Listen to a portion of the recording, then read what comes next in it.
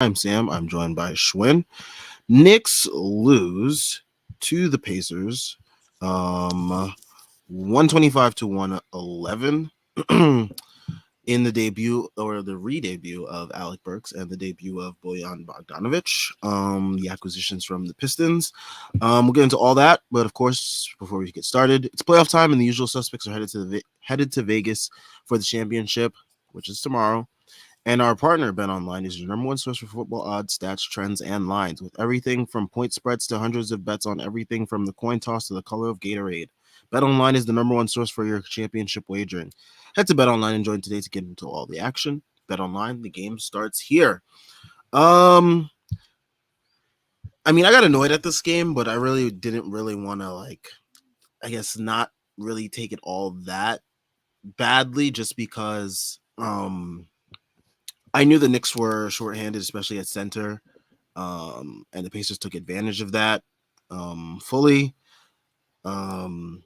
Knicks couldn't hit a three basically until Alec Burks decided to go supernova a little bit towards the end of the game. Knicks also missed a bunch of bunnies, I thought, tonight. Just looked overall like the team was tired, and that's expected with all the injuries that have been piling up. It's honestly just a waiting game to the All-Star break. Which we have two more games till the All-Star break. We got the Rockets and the Magic, so hopefully we can get through those games and get through them healthy. But yeah, you had Jalen Brunson with an almost 40-point game once again. I don't know if he really needed to play all these minutes. I guess Tibbs was trying to go for the win, but I don't think it was necessary in this game, especially when it was a 20-point game for most of the fourth quarter. I think it's at that point you just let Deuce get some run or something. Like, I don't know. I didn't think it was He necessary actually to. brought Deuce to the scorer's table before Burks made those 2 threes that cut the lead to whatever it was, 14 or something. So he was about to wave the white flag. Burks makes those 2 threes, leaves him in. Look, I don't. I'm just. There's no point in talking about it. This is just what Tibbs is going to do. This is what he does. Yeah. This is how he coaches. This is what he thinks. That's what it is. So you can feel however you feel about it. It's stupid. You love what the tone it sets for the culture. It doesn't really fucking matter. He's just going to keep doing it. So, I don't know. For me, it's just I don't even. I just don't care about talking about it at a certain point because it's not going to change. It's what he is. The thing that actually pissed me off today, though, is Taj Gibson, bless his heart, he should be playing. You had 2 bigs, right? You had 2 bigs available, so I get that. Why on earth would you start them together when you don't need to? You have options, and quite honestly, Taj can't move anymore.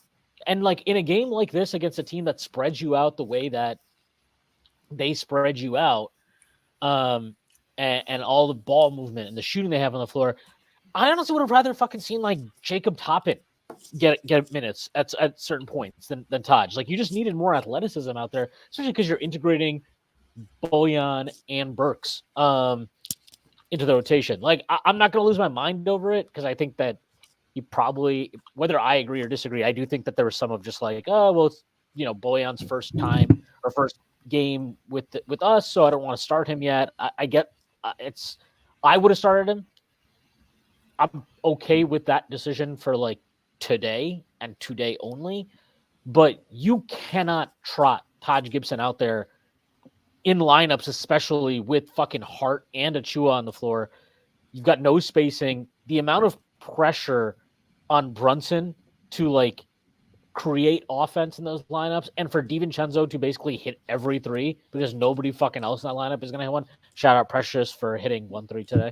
But that was just dumb to me. Again, look, were the Knicks going to win this game if they had done, started Bojan? And probably not. They lost the game by fucking 14. You know what I mean? And technically the minutes they got blitzed in were the smaller lineups. But look, the Knicks, they have obviously they have a lot of injuries they need to get through.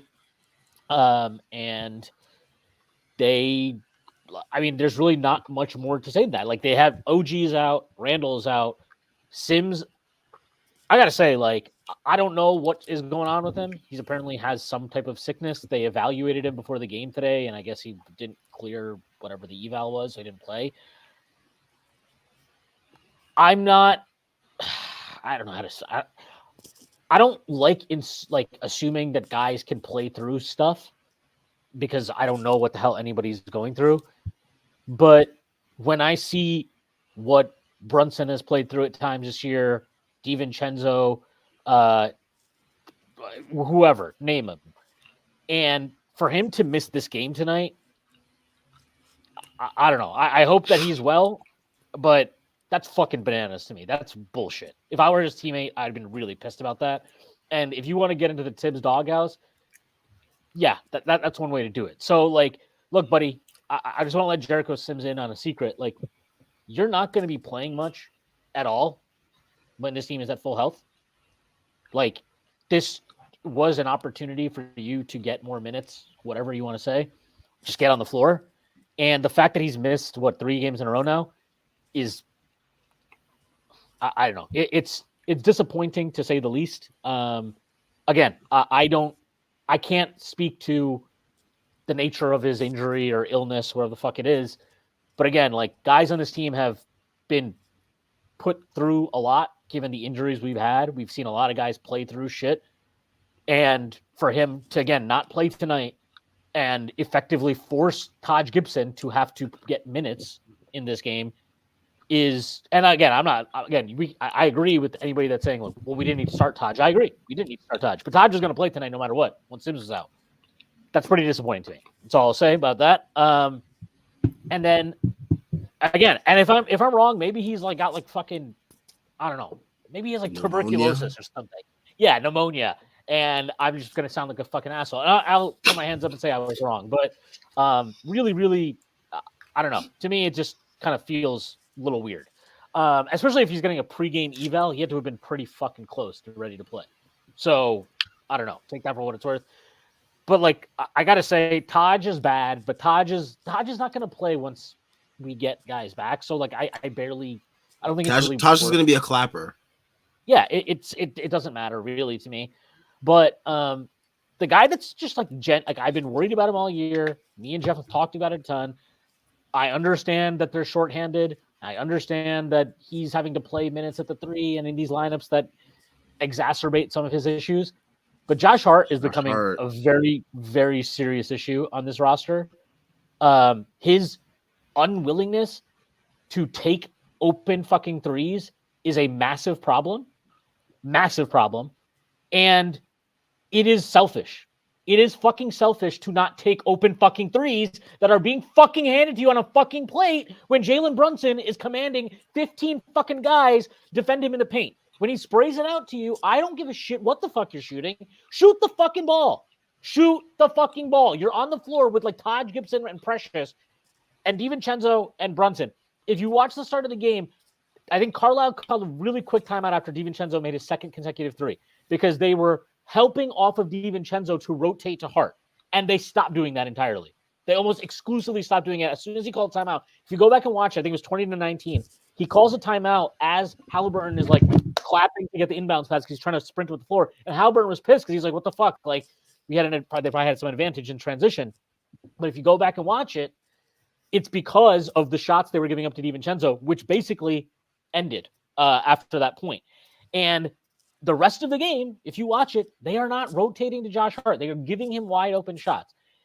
Now, you can either shoot the fucking ball or you can drive to the rim and make something happen. What you cannot do is nothing. And too often, he's doing nothing. And then he had the most annoying play ever in the fourth quarter today where he put the ball on the floor, jumped in the air at the elbow at the fucking free throw line, which he loves to do nowadays for some reason, and didn't make a pass to the corner, and then ended up landing on his landing before he dumped it off to Precious Achiuwa. Josh Hart right now is playing like a problem. It's hard to believe that he's going to continue to just shoot this badly, but the offense from him this year has been bad, unless it's coast-to-coast layup stuff, and even that, his transition decision-making has been bad. Ariel talked about it. He did a thread, I think, or maybe just a tweet. I think he dropped like 2 days ago or whatever about like Josh Hart is just like he's not making. He's been a really bad decision maker this year, and he's pressing at times that he doesn't need to press. The amount of transition turnovers he has, where he over penetrates and then doesn't and ignores open shooters earlier in the possession, and we end up having to record scratch and then restart the possession and play a half court game, is really annoying. If he doesn't go coast to coast, he's basically not giving you anything right now on offense. And that's a really big problem. And also, I just got to say, just because, like, for a guy like him, the defense needs to be strong at times, especially right now when he's struggling offensively to make up for that. And his defense tonight was like at times in that, especially in the second half. And look, it's not just him. Everybody had really bad breakdowns tonight on defense. They've routinely just like it seems like they don't know what like it really. And I mean this genuinely. Like it looks like they don't know who is even supposed to be defending Halliburton half the time. They had like Brunson on him for long stretches of this game for absolutely no reason when he's on the floor with DiVincenzo and Hart. I didn't understand that. Their coverages on pick and rolls with him are kind of a mess. Today, a little bit more understandable because you have Bojan and Brooks coming in, no center. I can kind of understand that. But Josh Hart had a really bad defensive game tonight. And his defense this season, to me, has not been strong. It's been okay to, like, fine. But you look at the way he, again, I think, Jeff, I think you might have said this when I came on your pod with Hot Hand Theory with XJ, but it's like, I think you guys have talked about it multiple times, but it's like, it's almost wrong to judge Josh Hart on the guy that he was after the All-Star break last year, because he was shooting 50 whatever the fuck percent from three. Like that was obviously never gonna last. And so we got the best version of him, and to expect that guy to be there all season is wrong. And for a full season and for a full contract, whatever. But even adjusting for, like, I understand he's going to shoot worse from three and all that, he's just not been solid enough this year. And Tibbs has got, like, I was actually happy he didn't close with him today. I think he brought, it was like Bojan and Burks and DiVincenzo and Brunson and Precious. I was happy to see that because he played too much for me in the first half. And he's just been playing too much in general. And now, and I understand, obviously before the trade, kind of, you didn't have options. Now he's got options. It's time to expect Tom Thibodeau to press the right buttons situationally. He's got options. He's got to lean into them. I'm not killing him for the loss tonight. I think anybody that's like trying to put this loss tonight on Tibbs is, look, I get it. Did he make some suboptimal choices? For sure. I just don't know that on a night like tonight, the way they were defending, and the fact that the Pacers got every fucking roll in the second half, like how many shots do they have hit the front rim, hit the back rim, fall in? It was fucking Pascal Siakam making threes. Like, when the hell does he do that? I mean, well, it helps. You can line up the fucking seams in the corner, and he had all the time in the world. Put your finger in the air, make sure that there's no wind. Yeah. See, I mean, I was just saying Siakam was 2 of 6 tonight, and he's shooting 44% in Indiana. So, I mean, he's not a 44% three-point shooter, but I just don't think that Siakam going 2 of 6 from three is anything like crazy. I just want to say it was the times that he was hitting the buckets. I would say it's how timely they were. That's true. I think one underrated, really good thing about this trade is I think both Burks and Bojan are specifically Hart replacement candidates. And I don't mean like replace him in the rotation. I just mean that Tibbs isn't going to – he's just not always going to go down with the ship on the nights when Hart doesn't have it, because these are two – look, I mean, we can joke about it, but they're bigger guys. They're wings, and they check the boxes that Tibbs wants you to check at small forward or even at shooting guard. And, Bojan can't guard twos. He's not a good defender, but he can shoot like a shooting guard, and he can definitely shoot like a small forward. And I think it was a very positive thing that shorthanded eight-man rotation, and 2 of those guys were a Jalen Brunson backup in Deuce McBride, because that's what Deuce is back to being, and Taj Gibson. So effectively, it was a 6-man rotation tonight, and Tibbs didn't close with Josh Hart. Like, that is big. If that doesn't tell you that Josh Hart isn't just isn't going to auto close every game when the Knicks are fully healthy, I don't know what will. And like, we better, I shouldn't say we better not ever see it, because it has been successful in a small sample size. But the starting, when we're fully healthy, the starting lineup with Hart at 2, like that needs to be Hart has it going and he's shooting confidently kind of thing.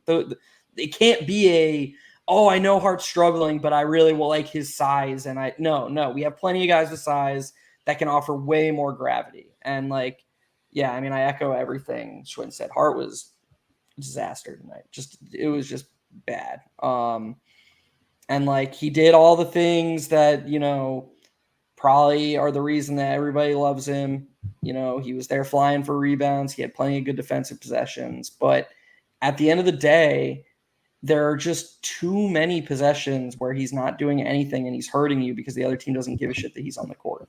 And until he makes the other team pay for that, it's a problem. And that's being captured in the analytics. So I don't know. I mean, we're too far past, like, he's going to play.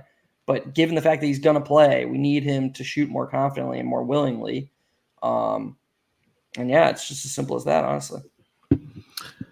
I mean, this is what I was saying before the trade too. I mean, there were options before the trade. I guess they weren't as Thibsy as Thibs liked them. I won't slander Josh Hart so much. He did make me some money last game, getting a triple-double, so salute to him for that. But yeah, his minutes have been brutal this year, minus the triple-double. Yeah, I mean, hopefully tonight is a sign of things to come. But also, we know that Thibs does weird things when he is shorthanded too. So there is that. But hopefully this is a sign that he will be more open to, closing with different options other than Hart, when the squad is fully healthy.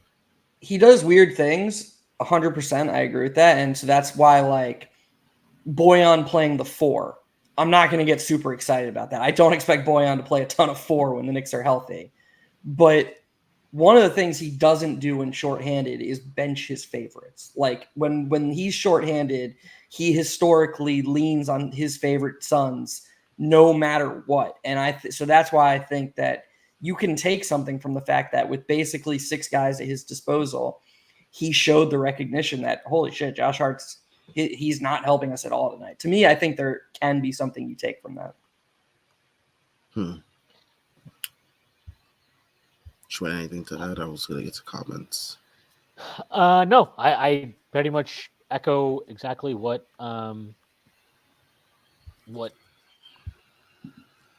Jeff said.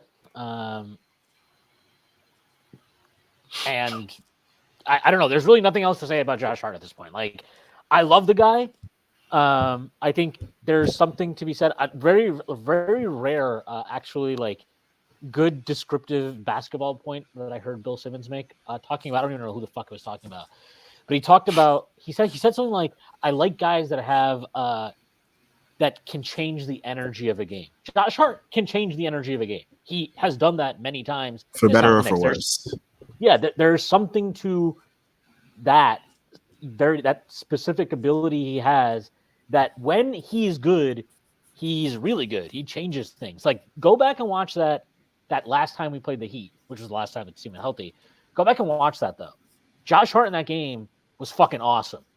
And when he's awesome, he completely changes things for us. But he's not always going to be awesome, because you know what? He's not a star. If he was always awesome, he would literally be a star. He would be an all-star. Like, that's just how it is, right? Role players have more variance in their game in general. And the Knicks now can treat him like a role player again. They don't need to treat him like a gotta play every night because you're the only guy that does, to Jeff's point, checks off these boxes. And I will say, you look at the way DiVincenzo's played, he had a bad game tonight. You look at the addition of Bojan, Burks, these guys, like, Josh Hart's salary is what it is. Like, I think you're getting into territory where it's like, I don't know that I don't think he's a forever piece. I don't think anybody has ever thought he's a forever piece. But it wouldn't surprise me if like he becomes somebody that the Knicks, if and when they do decide to make their next consolidation move for whoever, that Josh Hart is a more prominent in their thinking of like, okay, well maybe this is a guy that we can't upgrade on because our roster now has evolved to a point where we don't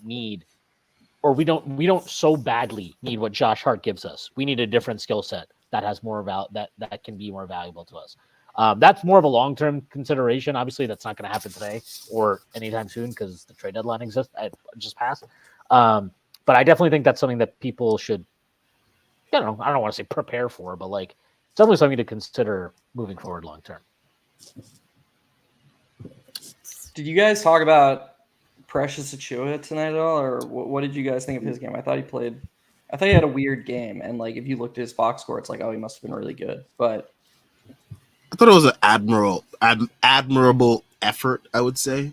Being the lone big man, basically, when you think about it tonight. Because I mean, Taj Gibson's 18 minutes, God bless him, but they weren't much.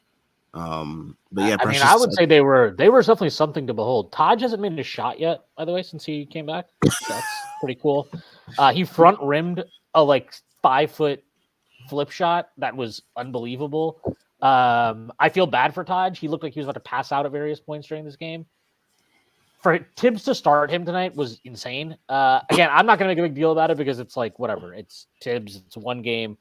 I hope and pray that when iHeart and everybody gets back, that I don't mind if he wants to start iHeart with Precious, but your 3 can't be Hart, obviously.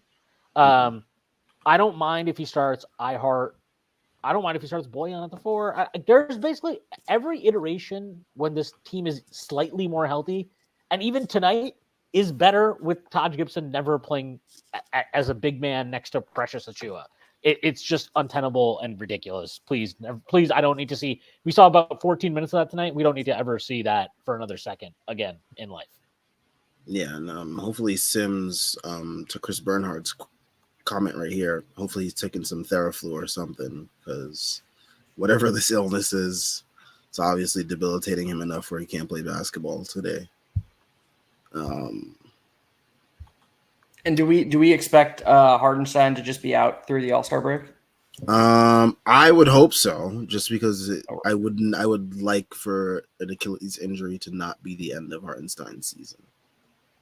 Yeah, I mean, you see it like, plenty of good Tibbs things, but Brunson misses a game and then it's just back to 40 minutes tonight. It's like, and not much. I mean, maybe there is a little bit Tibbs can do. Maybe Deuce can play 15 minutes and get Brunson's minutes down a few. But I mean, yeah, with no Mitch and this being the big rotation, you don't expect Hardenstein to come back and then Tibbs just be like, all right, yeah, you're only going to play 20 minutes. Like he's going to ride him the second he gets back. So I agree with you. You want there to be a little bit of hesitance and a little bit of patience.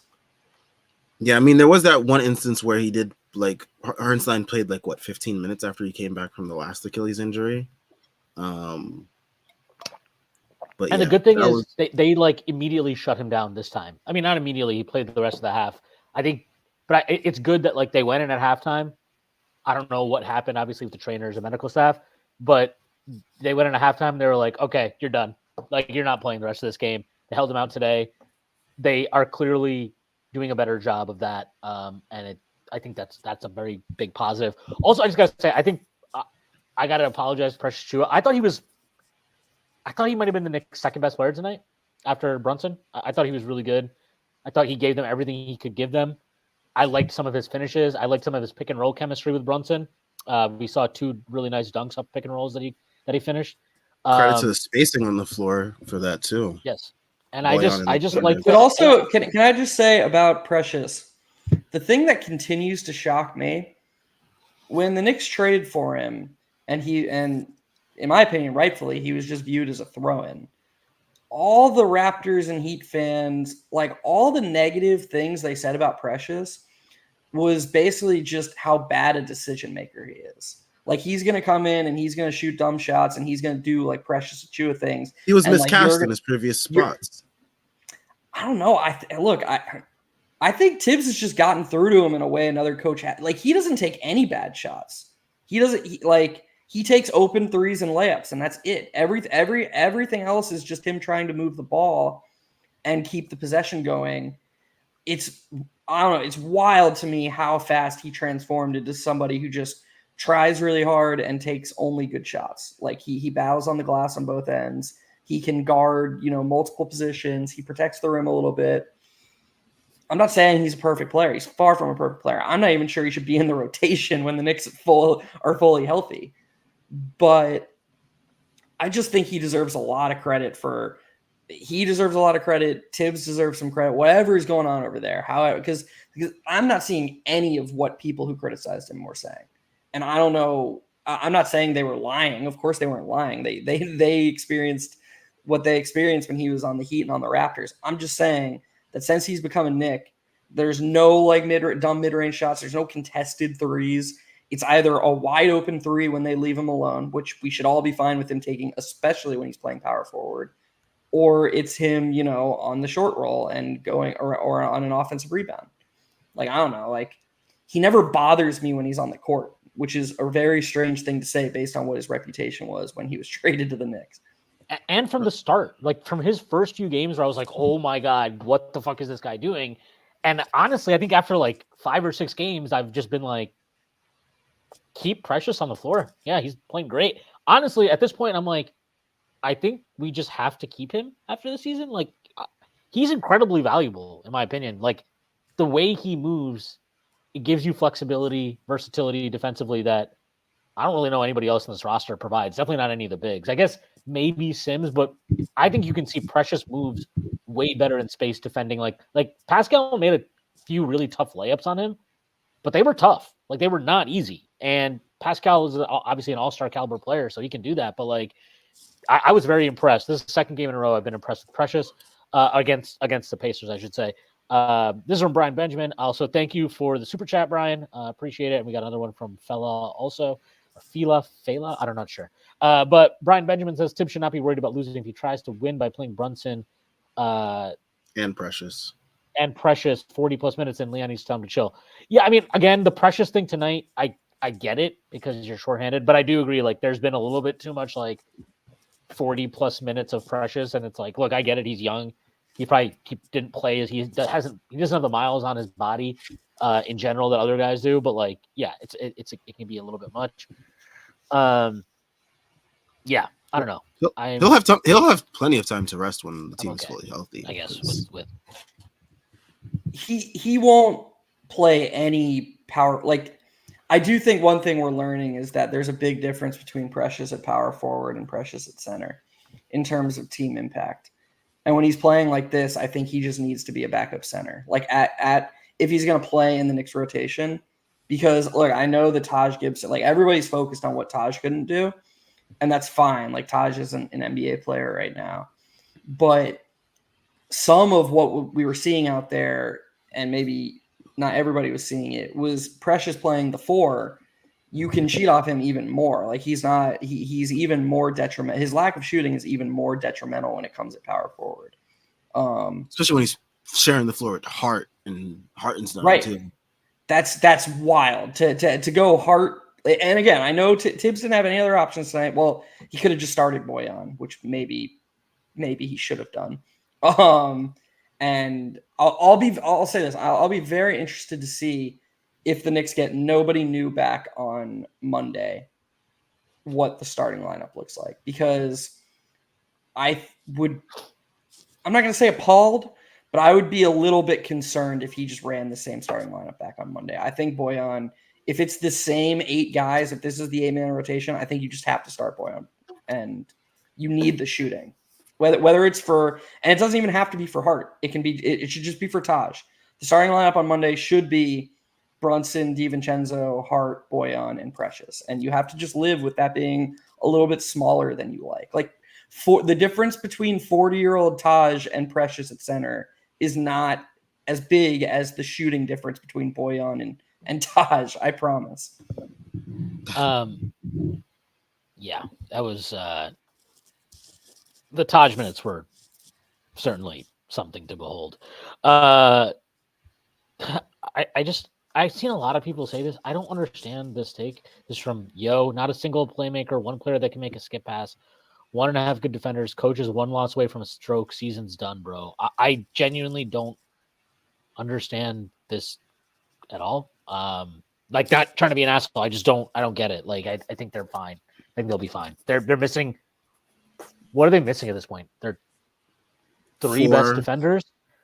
They're missing 3 centers. They're starting power forwards. They're starting 3, and none of these guys has a season-ending injury that we know of, anyway. And I'd be surprised if any of them did. Mitch apparently is making good progress, right? They said he's supposed to be resuming on-court activities soon, or maybe he already has. I don't remember exactly. Yeah, we know we got a All-Star break. They said he's going to be starting on-court activities. And we know we got a revised timeline now on OG that gives us a little bit more clarity on when we can expect him to be back. Obviously, Randall, like I think I saw, who was it? Kenny Meir say this on Twitter, but like I actually kind of agree with it. He was saying he thinks that Randall might be closer to being back than we think because he's like been on the bench the entire time. I don't think he's wearing not wearing like a sling. Nothing. Yeah, he's not wearing a sling. It's not even like, I mean, it might be wrapped underneath, but there's nothing over top, right? There's nothing that's like keeping it in place. I think he might be right. I don't know. And we know Randall is like crazy. Like, we know that he can heal from injuries at levels that are unheard of. Like, I still kind of have no idea how he came back for game 1 of the playoffs, given he couldn't even put fucking pressure on his leg 5 games before that, which was basically like 10 days. But he was good for game 1. He was good to go.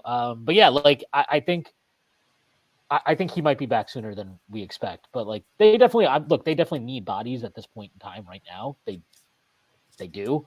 But this is why you make that trade. This is why you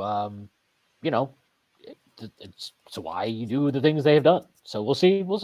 I hope he's wrong, or they are wrong. To the profile part of his point, like forgetting the Jalen Brunson aspect of it, who's, in my opinion, made a really nice leap as a passer this season, which is something I didn't think that, like, this is me saying I was wrong. So it's not like I'm biased here or whatever.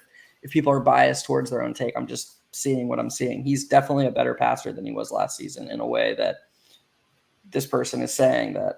Was a troll, man. Sorry. Okay. Well, I just want to add, even if nobody believes, like, even if people are like, "Oh, Brunson," there are some people that actually believe that, though. Yes. Yeah. His credit. I just want to add, Bojan can do stuff as a passer that I'll be very interested to see if the Knicks let him do. Like that, like Sam, you were saying before, like, oh, Tibbs does some weird stuff. Like, that's a Tibbs thing I would watch for, because like, if they just do the Fournier thing with him, where all he's supposed to do is stand around and shoot, we're not maximizing Bojan, and like, he can do stuff. He can run the offense. I know he missed the shot, but that step back he created at the end of the first was like, that's the sort of thing he can do. He's not just a shoot off the catch, attack closeouts guy. He's very, very skilled off the bounce, and he can make passes and he can do shit. And when you trade for a guy like that, you want to, even if he has to sort of fit into a new system, and yes, he's on a better team, so it's not like he's on the Pistons where he can just run the show and average 20 points a game. Not expecting that, but I do think you have to meet him a little bit in the middle, and you have to give him some possessions to initiate. And so I'll be very interested to see if they let him do that, because he is capable. This is from DevilSun14321. Thank you for the super chat. Get those likes up, Knicks fans. Yes, please give us likes. Subscribe to the channel if you haven't done so. He also said, I do think we need another win before the break. So should we go all in versus Magic or Rockets? Yeah, I do. I agree. I agree they need a break. I think the game, if you're like, we'll just max out for this one and the other one, who cares? It's the Rockets. Like, Van Vliet's out. Şengün might be out. Yeah, they're missing bodies too. So they're missing bodies. I don't know. I watched their game against the Raptors yesterday. I was not very impressed, even though they made a nice comeback at the end. I didn't watch their game tonight. It was against the Hawks, I think. They lost, I'm pretty sure. Yeah. Although, shout out to Jabari Smith Jr. for getting me 5 blocks and 4 steals. That was awesome. So I gotta be honest, man. I feel like I feel the opposite of you, and let me tell you why. I feel the opposite of you, because I think that this 7, like, let's say Sims comes back. I think that the Knicks plus with Sims and Taj's place, they have enough to beat a Fred VanVleet-less Rockets. I think No, they can just I beat. agree. And so I see what you're saying. I'm Yeah, saying that I think you just keep sort of limping along, let guys get more rested, and then you can still win. And then if you have to go all out for one, you choose the Orlando game because they're better. Like I don't think 2-0 is off the table. So I think that they can just beat Houston like this, and then they can have even more going into Wednesday night, and then go all out, and then it's the All-Star break, and they have some time off.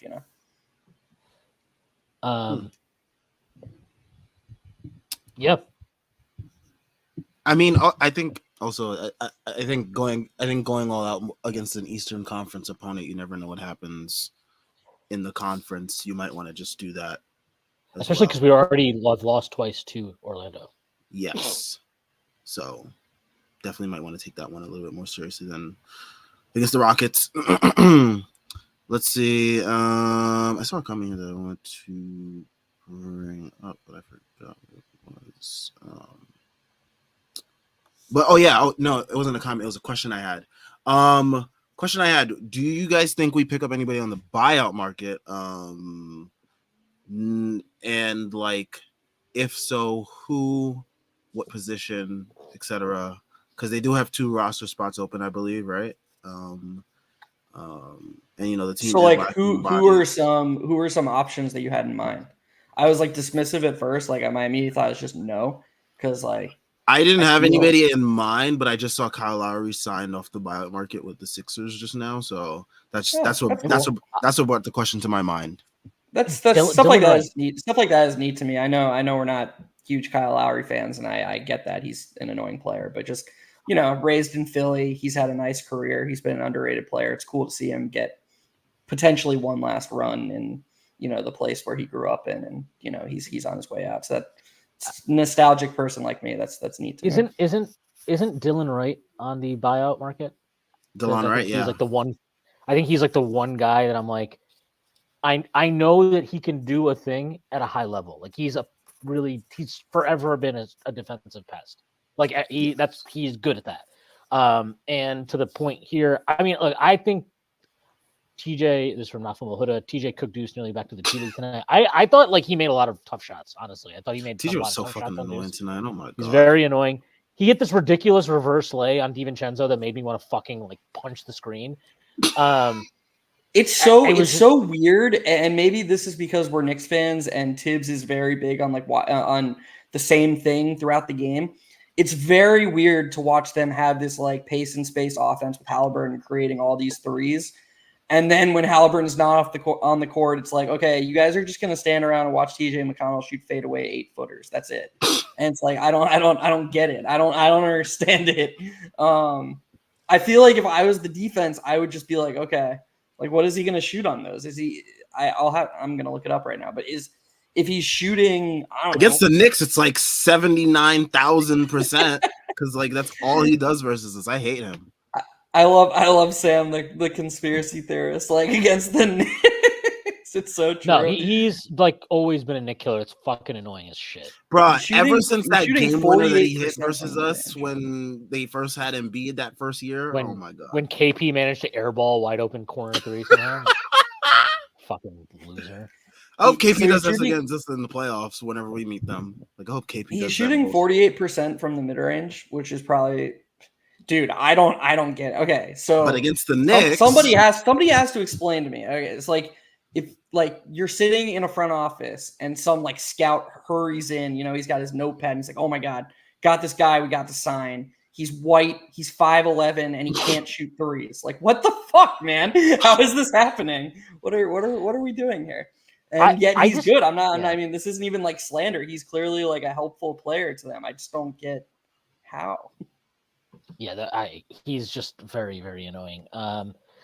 Look, I'm not trying to like act like Deuce played some defensive masterclass, but like, I just TJ's given him problems for a while now. He's had like I think he's played against TJ McConnell 3 times already in his career. He's not fared well against him, so I mean, just one of those weird guys that he struggles with, like LeBron struggled with JJ Barea one time. So moving on. Why Delon Wright is your why guy? did the Pacers give away Buddy Hield? Do you guys know what the benefit there was?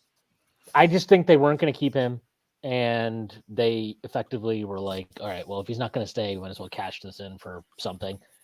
And I guess they're It's fine just with. weird because like I know they're probably not going to win the championship this year. That's fine. I mean, Halliburton's still really young. They still have plenty of other things they can do, but they're very, very reliant on Neesmith to keep up this super otherworldly shooting, and then Turner and Siakam to shoot above their heads because they don't have.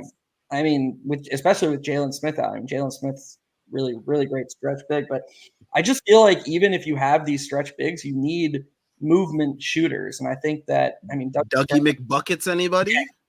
he did nothing tonight. I don't know.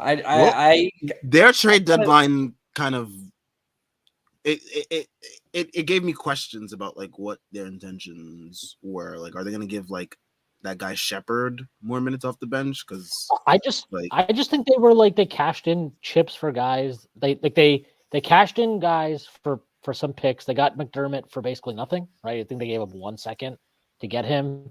Maybe they just wanted another shooter to kind of replace Buddy to some level. They traded somebody else too, right? I forget who it was, or maybe I'm making that up. I don't know. But I just think they were like there's no other moves available to them that could move them forward as a team. Obviously, they already made their big move for Pascal, but like I don't know. I think it's okay what they did. I don't love it, but I don't hate it, and I do think it is weird though that they're just like keeping Obi and Jarris as playing G League. Like I don't fully understand that because I feel like when I watched Jarris before the Siakam trade anyway, he looked like he was figuring it out. Like it was slow. Like he was doing things. He had a really crazy game in Sacramento. Crazy one. Yeah, he had a step back. He did a step back 3 from the top of the key in that game. That was nuts.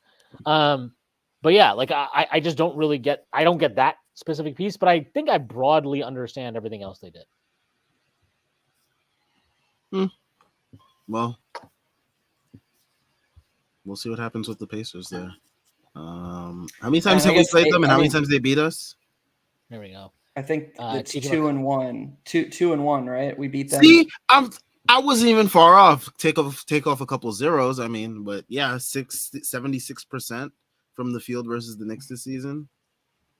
That's insane. Crazy. I had why don't you 1,000. Do a parlay with him all the time then? Do you think they're listing? You think FanDuel's listing TJ McConnell props? FanDuel, There are people like you. FanDuel is way too slimy, man.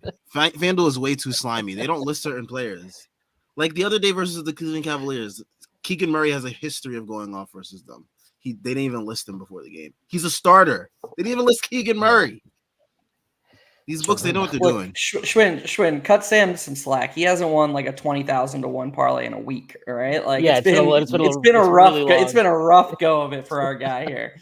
Valentine's Day is canceled in the Samuel household. So it's rubbed off people who know. The one sequence where Obi missed the transition dunk and then got stopped by Bojan broke Carlisle. That was a really bad sequence. Credit to Carlisle for letting him come back in the game in the fourth quarter. In the third and fourth quarter, he actually hit a couple threes.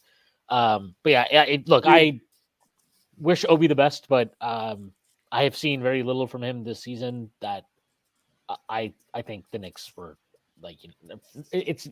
I don't think they're going to regret it. Great. Yeah, I don't think the Knicks are going to be like, oh my god, I can't believe we let Obi get away. Like I don't worry about that really ever. I think he's going to stay in the league though. This idea, like I've seen people try to like say he's going to like.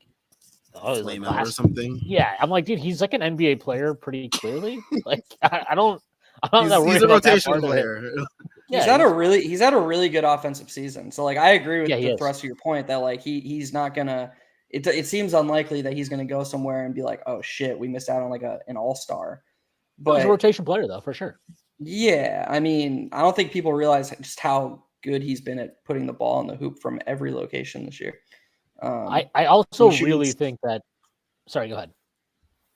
No, I was just gonna say he's shooting almost 75% at the rim. He's shooting almost 40% from 3, like just everywhere. He's just been really good. And I'll send it back to you after this. But the the sequence that this person brings up. I want to see a sim where he does that for a Tibbs coach team, because like he wouldn't have just been pulled from the game. He would have just been like pulled from life. That would have just been. We would have heard some audio come out from the locker room after that game. That would have been that would have been nuts. Yeah, I just think Obi, it's a tough spot for him, but I would like to actually see him in like. I still think he'd be really fun on Golden State. I think if the Pacers don't want to keep him this offseason, which I don't know why they would, considering they have Pascal now, Obi needs a new contract, and they drafted Jarris Walker, 10th was it? Or whatever it was, 9th, 10th, whatever the fuck he picked it. It was Lotto, yeah. Yeah, mid Lotto.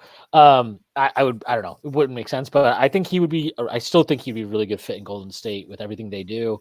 And defensively, he's always going to have his bad moments, and he's going to get overpowered and whatever. But he's respectable. There's plenty of those guys around the league. It's not just him. Yeah. All right. Do we have more comments here? This is Tibbs' quote before the game, after the game, but yeah. Wait. You want me to pull that one back up? Oh, sorry. Yep. Tibbs' quote after the game from Knicks tape. I'm disappointed in the result, but I'm not disappointed in our team. We fought all year. We responded to every challenge. I think we're capable of doing a lot better, and I think we will. It's a good quote. I think that's good. I see. I just don't understand like how any Knicks fan right now is freaking out. Like this was a weird game. I mean, it's been a weird stretch. Yeah, it's a weird stretch. You're beat up. Like, I'm sorry. This idea that like you just need to like I've seen people like look, yeah, we can sit there all day and be like, well, Todd is terrible. Why would you give him a 10-day contract? I agree. Todd sucks right now at this point in his career. He should not be playing NBA minutes. What? Like, can we stop? Like, are there a bunch of fucking bigs that people can point me towards that are going to come in and be fucking awesome for us that we can sign to 10-day contracts? I would love to know who they are. I would love that. And if where they're hidden, so that we can go unearth this treasure chest of really good quality bigs that we can sign at any drop of a hat. I don't get it. Like, I'm sorry. I just don't get it. Like, you're down. It is not normal to be down your starting center, your backup center, your third string center, your starting power forward, your starting small forward. That is not fucking normal. Like, and it's not like, unless you're the Grizzlies this year. Yeah. And it's, I mean, and look at them, right? Like it's easy to just be like, got to figure it out. And that's the ethos that obviously Tibbs will always like preach, right? Like, no excuses. We've got enough, blah, blah, blah. There's a tipping point. And like, that's why they made this trade to get Bojan and Burks, because they know that they need more bodies. And like, I'm sure that if this continues and iHeart is out for longer than they hope, and Mitch doesn't, his rehab doesn't go as expected or whatever, that they will try to unearth something in the buyout big market or maybe from the G League or something. I'm sure they will. But right now, like, I'm sorry, dude. Like I don't care about that shit right now. Like they deserve the benefit of the doubt. I'm sorry. The front office deserves every fucking benefit of the doubt right now. And quite frankly, I think Tibbs deserves some benefit of the doubt too with regard to like the minutes, because, look, right after the OG trade, the minute stuff was fucking insane. But actually, like the 3 or 4 games prior to OG and Randall going down, I thought the minutes were great. Like the rotations looked good. He was spreading it out. Nobody was playing way too much. It's a tough part of the season. You're shorthanded. Guys are going to have be stretched a little bit more. And yeah, of course, I think it's safe to say Tibbs will always err on the side of stretching somebody's minutes too far rather than not enough. But like, I just, it's really hard for me to get too upset about this right now. I think that people just need to accept kind of where the Knicks are in this moment in time and let them get through it. They'll be fine. They'll be fine once they get healthy. I feel very confident about that. Yeah, like this would be one thing if the Knicks had just skated by, but the OG minutes remain otherworldly. Like there's no evidence that the Knicks are going to be anything but an elite team when healthy.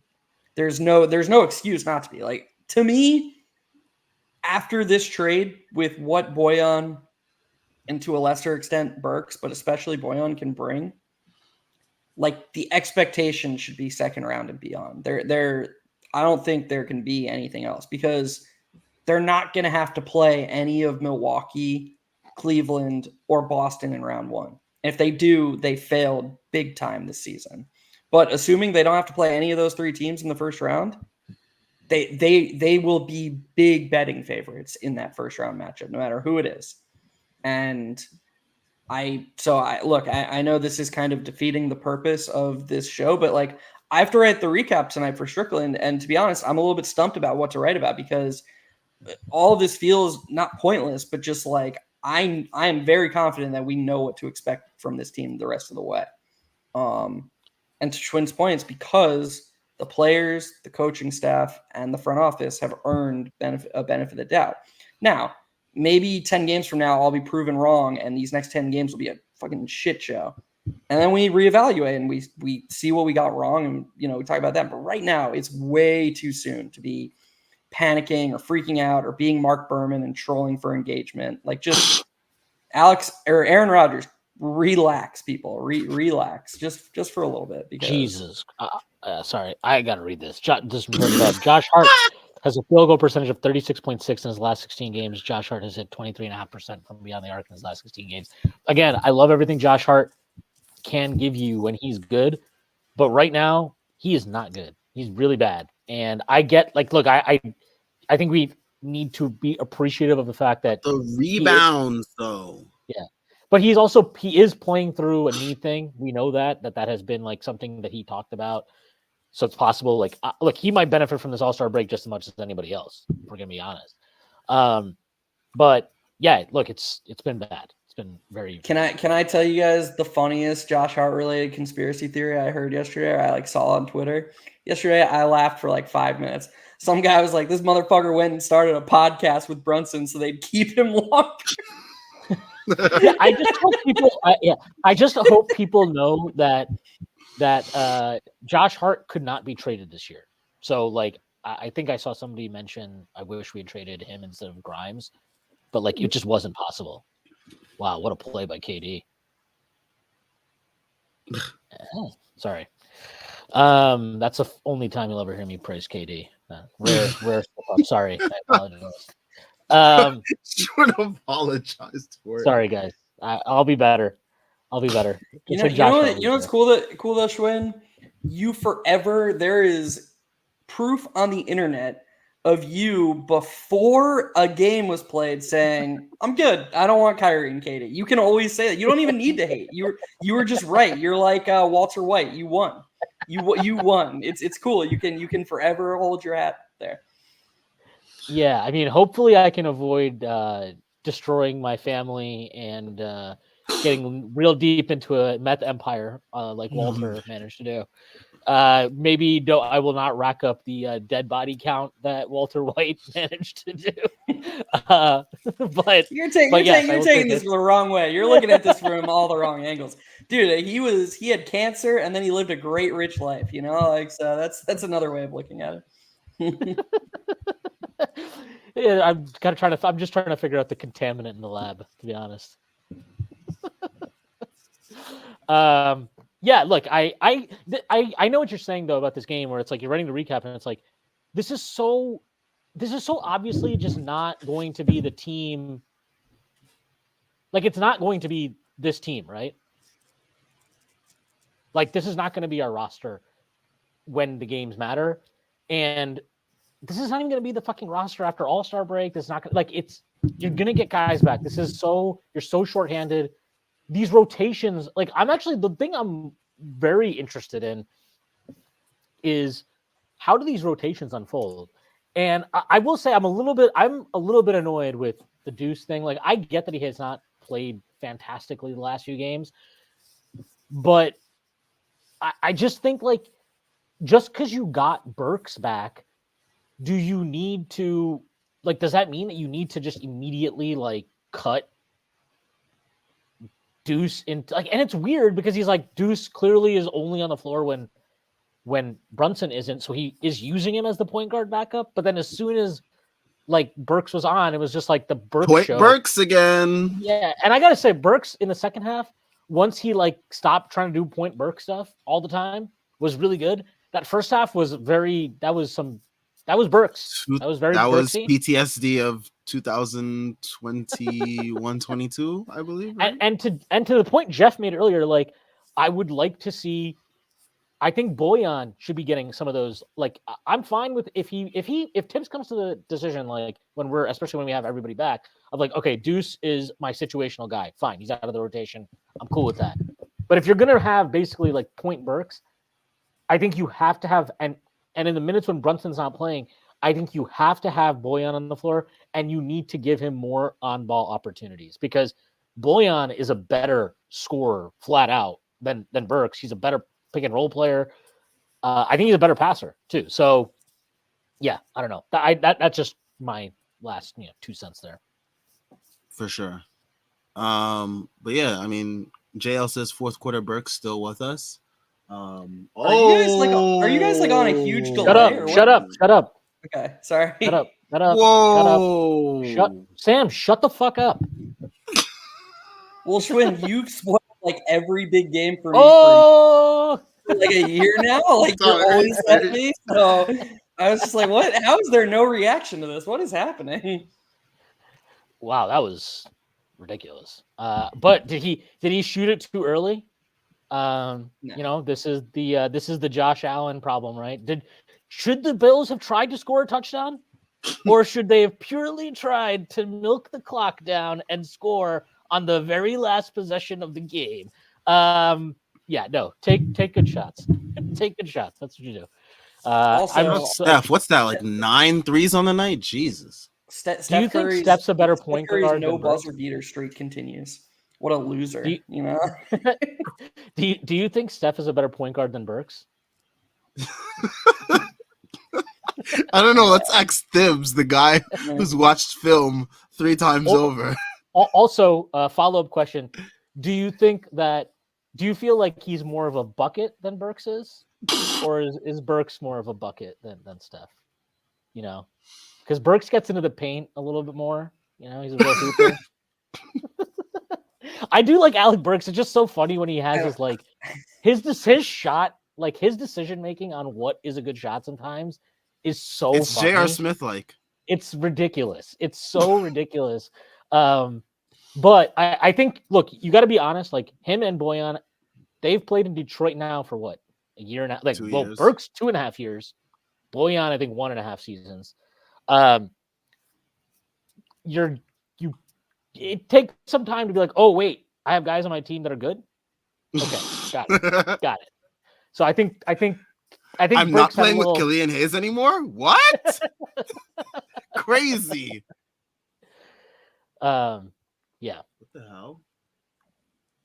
This is dog. What's it? All right.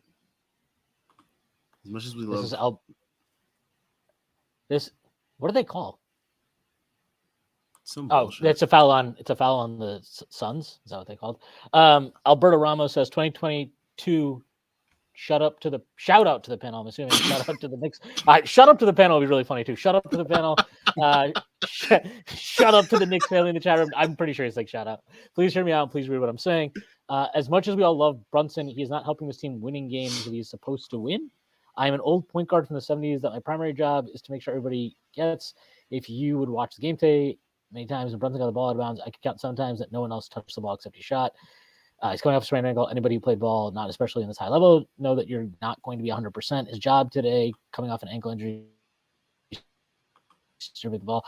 Look, I understand the sentiment, and I'll just finish reading it just to be fair. I know he's a good player, and that's why we brought him, but we did not ask for Luka Bronson. That's pretty funny. I just like, do they call Booker for hooking Wiggins? Is that what they call? No, they called the foul on Wiggins. That's a horrible call. Booker's hooking him. I've had my hand over my mouth. Like, I'm trying not to spoil, but this is fucking ridiculous. What the fuck is going on? I've been trying to decipher what been being called because I have the game So- on mute, but like, Look, yeah. Alberto, let me you guys can focus on Alberto. I am probably the biggest Emmanuel Quickley fan you will ever meet in your entire life, or I was when he was a Knick. I have to be honest, I haven't watched nearly as many Raptors games as I thought, so maybe I wasn't as big a Quickley fan as I claimed to be. I truly believe that I believed that the Knicks would have been better off giving the keys to Quickley after 2022. And I felt confident about that even through last season. The Brunson thing and what you're saying about Brunson having tunnel vision, not being the best passer, to me, it was a part of it because I thought there was a ceiling to what his offensive impact could be that made it tough for him to be your best player. And I didn't think that he was additive enough to be next to another great star. With that being said, and so I'm just painting this picture so that you get my perspective and where my biases lie.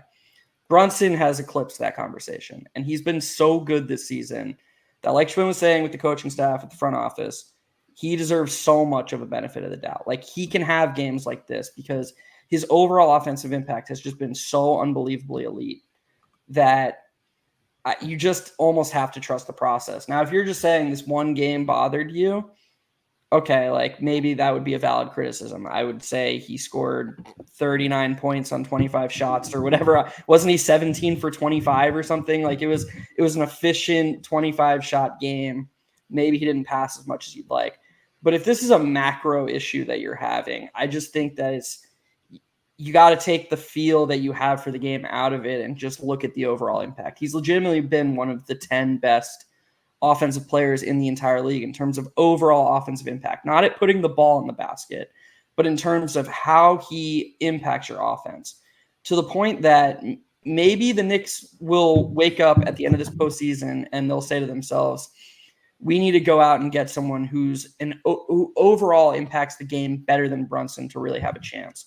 But I don't think there's any doubt that Jalen Brunson can be the best offensive player on a team that contends for a championship. And that's with him not being a Halliburton level passer. He's just so good at shooting and so good at forcing collapses inside the arc that maybe he doesn't get the direct assist, but he gets the hockey assist plenty. He's such a huge positive to your offense that the lack of passing, I think sometimes you have to live with it because he's that good. And also, I just got to say this because, like, I generally agree with some of I get the point you're making, but you really got to look at the lineup he's on the floor with. Like, at some point, you're like, I'm not passing the ball to Josh Hart because Josh Hart's not going to shoot the ball. I'm not going to pass to Taj Gibson because Taj Gibson can't make a shot. I am not going to pass to Precious a lot when he plays the 4 because he's facing the floor from the corner, and that's not his game. He's not a good shooter. So, like, to me, that this is an occasion where I watch it and I'm like, I think that's more about the lineup he's in. And I agree that he has moments where you want him to move the ball a bit more and you want him to get more guys involved. I get all that. I get that. I don't think that's a wrong feeling at all to have or a wrong eval of his game overall. You know, if you're listing his strengths and weaknesses, that part of it would be a weakness. But he is in a bad position right now with the lineup that he was playing with tonight. Now, if you have Bojan at the floor, I think it would be different. And if he played the same way and he was ignoring him and stuff like that, I would feel the same way. I also would say that even though he didn't get a lot of assists tonight, I would bet money that the assists that Josh Hart got tonight came off of Brunson drawing to, swinging it to Hart, and then Hart being able to make a play to find another open shooter. I think both of DiVincenzo's threes came off of a play exactly like that. So, yeah.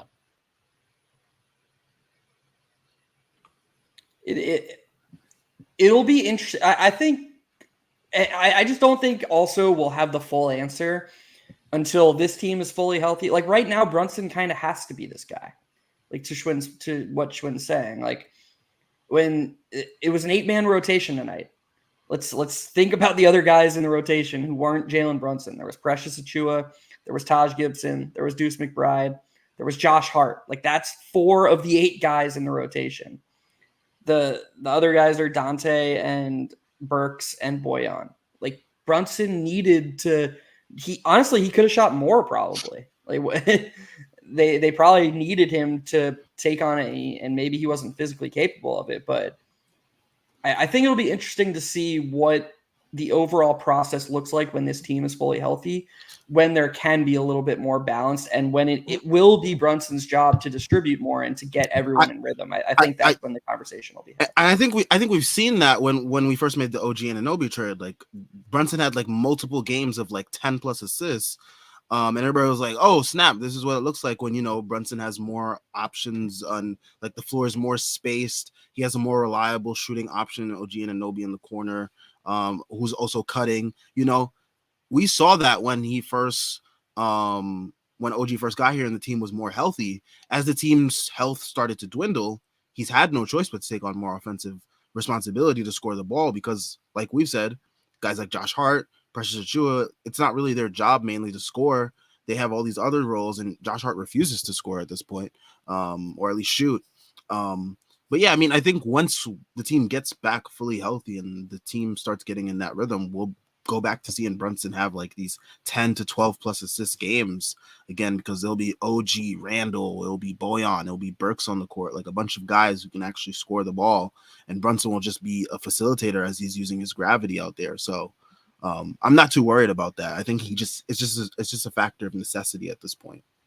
All right, I don't really understand. Like you were saying before the trade, he didn't have any help. Now he has help, and he's still doing the same. He played in a lineup today for 14 minutes at the start of each half with DiVincenzo as his only other capable shooter on the floor.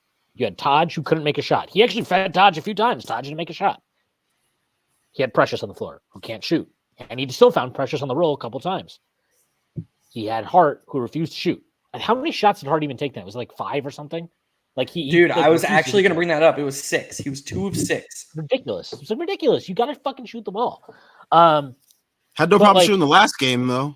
Yeah. And look, I don't feel like we need to keep talking about this because I just personally don't have much energy for this conversation right now or today. I get sentiment, but yeah.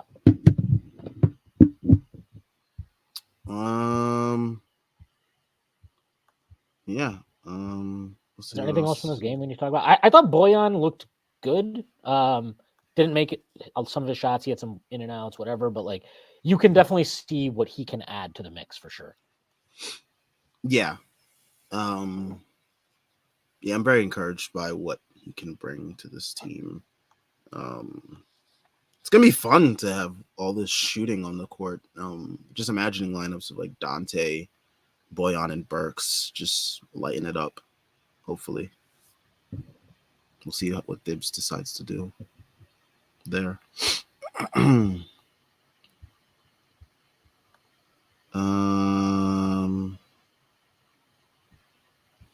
But yeah, is there anything else that we need to talk about? I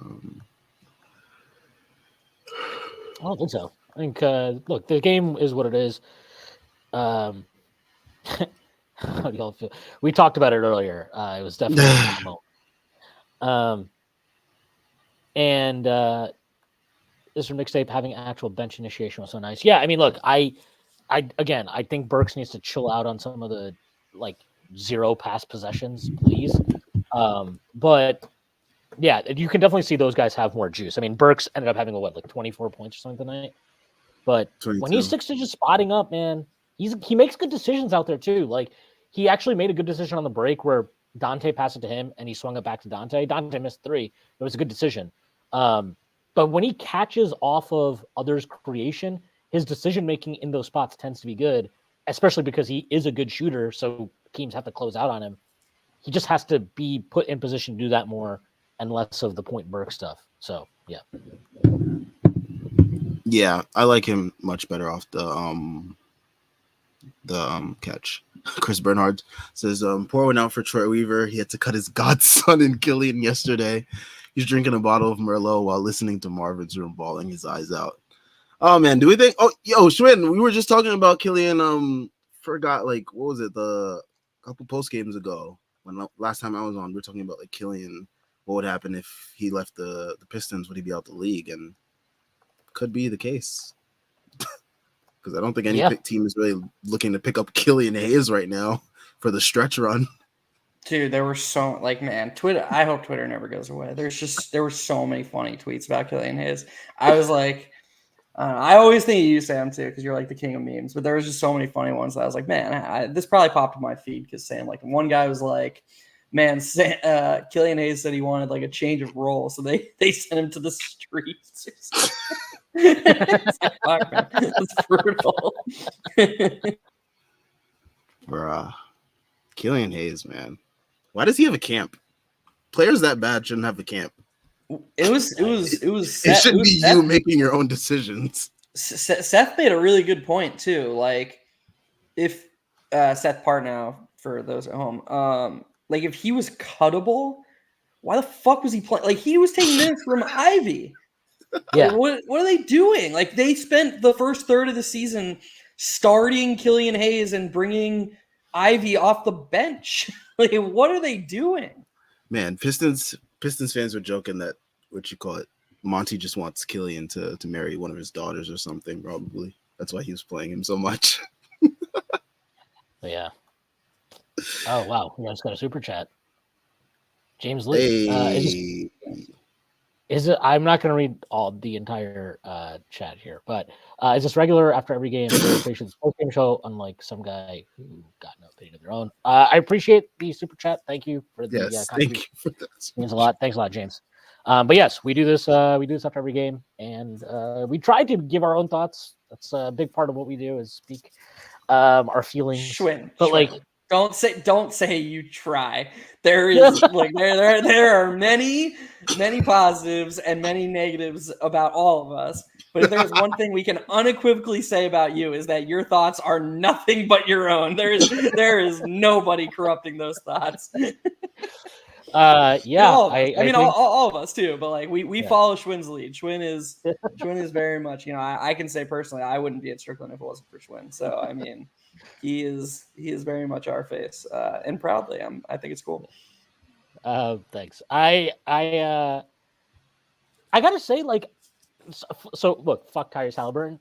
I didn't quite understand why Knicks fans were so upset about the like throw it off the backboard and then pass to Siakam, because I was because Tyrese Halliburton has this thing where he like it seems like he tries to make his plays look a little bit more flashy than they need to be. He was actually stuck there though. I know he was actually stuck there, but it's just a habit. It's just a habit of what he's done in the past that influences. There was a way more annoying one later in the game when he did like a 5-second late no look. Like he whipped his head to the right, like way late. That's the stuff that everyone hates the most. And also, like he that play to me, I think there were people that were like acting like he was like showboating, and like I was like, I don't know. That was just like that was actually like a pretty cool play, and he didn't even like. All he did afterwards was dap up Siakam. Like he didn't like he wasn't like strutting down fucking the MSG floor, like dancing or something. He was just dapping up Siakam. It was very, very like, I don't know. It was, to me, there were like so many other plays in that game where I was like, fuck this guy. Like, or like the last game, right? Where he's like standing next to Dante or whatever. Like there's like, I'm all for a good, someone tweeted out that he is the NBA equivalent of the outfielder that unnecessarily dives for every ball, and I agree with that. Like he definitely does do a little bit more, especially with the fake no looks where he's like, yeah. I do like that we were discussing like Schwinn's thoughts being his own, and then 5 seconds later he was like, "Look, fuck Tyrese Halliburton," you know. Yes, that is MSG in Schwinn's ear right now. that's Wally in Schwinn's ear right now. Get him. He's just. It was tough. I look again. I don't know. I actually felt it was a weird game. I don't really want to get into this stuff again, but look, I'm happy with the point guard we have, and I will just say, Tyrese Halliburton does one thing off the dribble, late in clock, late in possessions. Step back. One step back to his right. That is what he does. It is never going to be anything else. Late in possessions, he is going to take a step back to his right. You have to sit on his right hand. The Knicks twice in this game let him do the step back to the right, both times on Burks. You have to stand to his right, and make him drive to his left late in possessions because he doesn't want to do it. That's what you got to make him do. I feel like in the playoffs, teams are probably going to sit on that a little bit more. Like, I feel like playoffs that's when we see like stuff like that really start to like cut down a little bit more.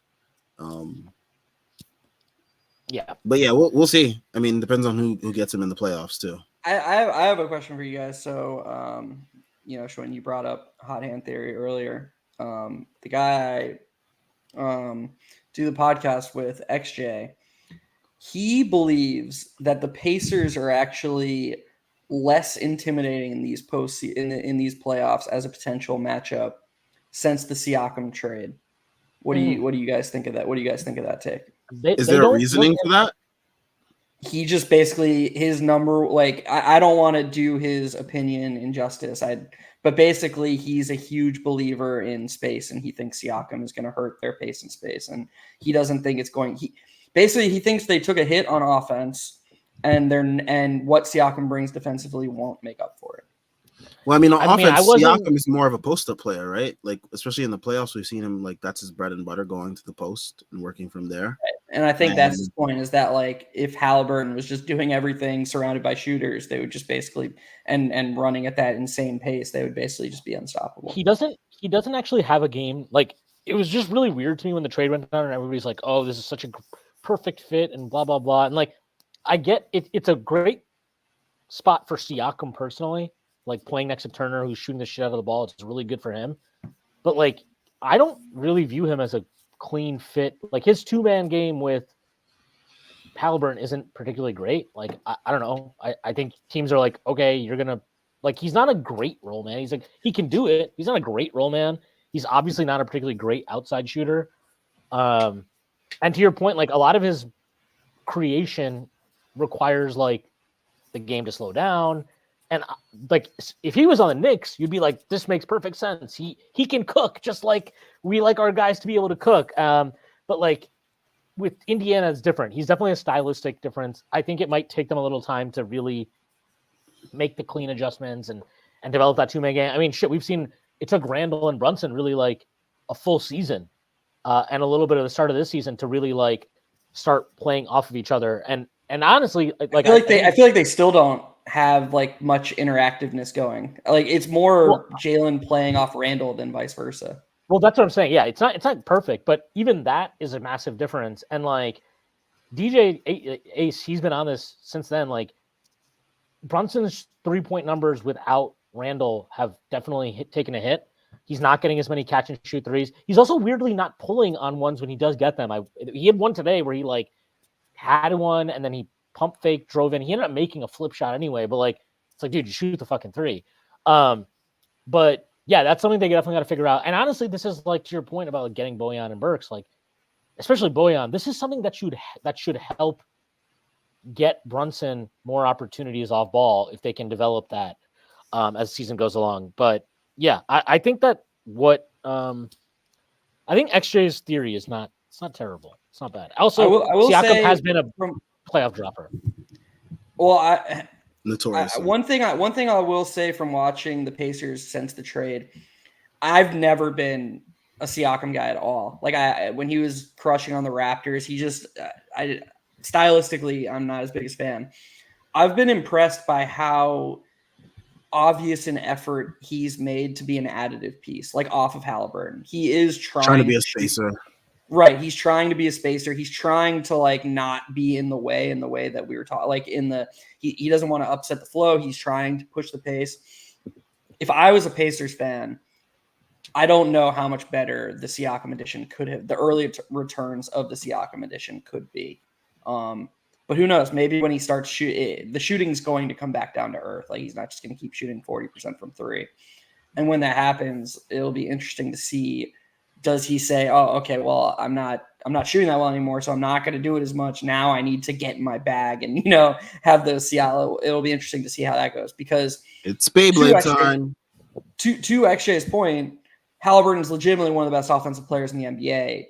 Having him reduce his usage probably isn't a good thing. Like, you don't want to be taking initiation possessions out of his hands. Sorry, folks. I know this isn't a Pacers post-game pod, but I do think that they are a potential first round matchup if things roll a certain way. And it's just, I think it's interesting to talk about because I personally think they're a tougher matchup now. That me and actually had a pretty long conversation about, agreeing and disagreeing about it. So I was just curious to hear what you guys think about it. Also, before I get to the actual comment that I want to get to, shout out to James Lee. JB don't pass the stat pad, unlike Hallie. I think he's talking to Alberto in the chat. But thanks for the super chat once again. But yeah, Chris Bernhardt, he says, I don't think the Pacers will be as successful in the playoffs because for the most part, high-speed offense is minimal. It always comes down to half-court offense, which becomes a slog fest. And I think we kind of saw that in our Cavs series and even in the Miami series too. Like offensively, like things really get like kind of nasty, even for like teams that are like a little bit more high pace. Like the way playoffs are played, it just doesn't allow for the way the Pacers to play to be a constant, something that's consistent. So that's always my thing with the Pacers. Like when people are like, oh man, the Pacers, they'd be like a really tough get in a series. I just don't know offensively if the way that they play is going to keep up in the playoffs, because we've seen firsthand how disgusting playoff basketball can get. It can, and that's part of why I think I think that's what you were getting at earlier, Sam, is that like, maybe Siakam isn't a huge upgrade over, and people are going to laugh at this, but over like an Obi Toppin in a super fast-paced offense when Halliburton can carry the load and all you want is someone who will run really fast and shoot threes. Maybe that's not where the upgrade is going to be huge. But when the game slows down, that's where Siakam can be leaned on because Halliburton isn't Jalen Brunson in the half court as far as creating a bucket for himself. I know that sounds very casual, but if you need, 2 points, need 3 points, of course you want the ball in Jalen Brunson's hands over Halliburton, at least if you want that person to score. Well, and Halliburton doesn't know who he is at the elbow.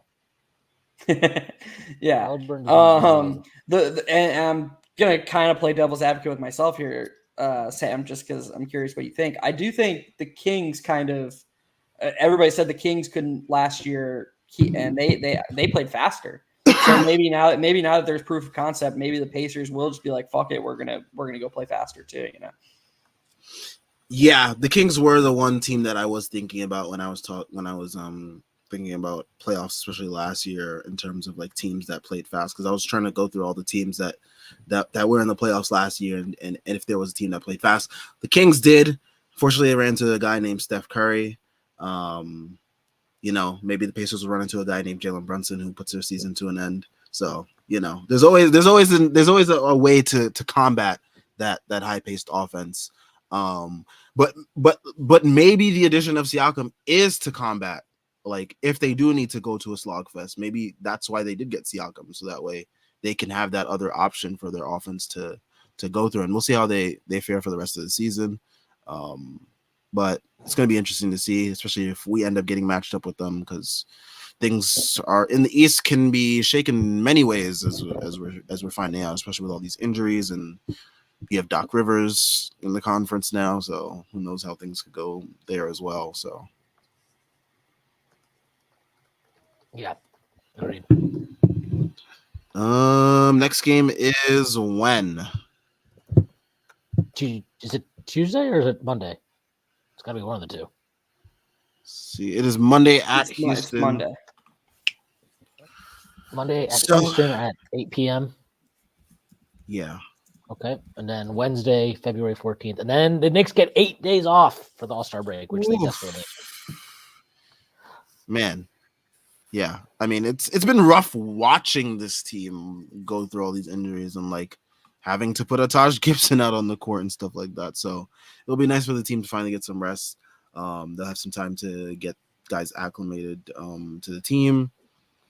Hopefully, I mean, maybe Hartenstein's back by then. Randall should be right behind him, and then OG after that, right? Yeah. So we'll have a slow trickle in back of rotation and stars back in the mix. So after All-Star break, the more we watch this team without Randall, the more it's like they are missing him because of what it's forcing Brunson to do. Like Brunson just needs a break, because he is the most important player on the team, and they need him to be 100% of himself in the playoffs. Because not only is he the most important player on the team, he has the highest impact ceiling in a playoff setting. And if he's hampered by carrying this team on crazy minutes in a crazy role while Julius Randle's out, and I'm not, please don't take this as like Julius Randle slander. It's not his fault he got injured. That's stupid. That's not what I'm implying at all. I'm just saying we're really realizing his importance, at least in the regular season right now. And so hopefully he can get back healthy and soon, because he's really important to this team. Yeah, Definitely. great. All right. I think we're gonna end things off here. Shout out to everyone that was here. Make sure you guys leave a like and subscribe. We'll be back on Monday after the Rockets game. Yeah, shout out to everyone for the super chats. I think this is the most super chats we got in one stream, right? So there's that as well. So shout out to everyone. Yeah, thanks to everybody for contributing. Appreciate it. Definitely. Make sure you guys leave a like and subscribe. Check out all the links in the description. We got links to the site, merch, Patreon, and Twitter. Make sure you guys are following us on Twitter, getting all that good Strickland Knicks content. We'll be back Monday. Everyone, enjoy your Super Bowl Sunday. Peace.